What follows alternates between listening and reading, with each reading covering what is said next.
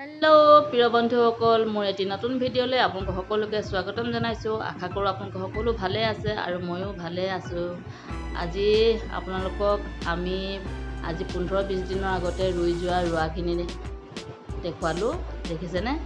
ইমান ধুনীয়াকৈ গজালি মেলি আহিছে, সেউজীয়া হৈ গৈছে। আৰু লগতে বহুত দিন হ'ল পুখুৰীলৈ যোৱা নাই, পুখুৰীটো চাই আহোঁগৈ। আজি বহুত দিনৰ পৰা বৰষুণ দি আছে, গতিকে পুখুৰীলৈ যাব পৰা নাই। আৰু আজি ওলাইছোঁ পুখুৰীলৈ, আৰু মাছো ধৰিম বুলি ভাবিছে আমাৰ মানুহজনে। গতিকে বলক যাওঁ পুখুৰীলৈ। বিৰাট ৰ'দ হৈছে, দেখিছেনে?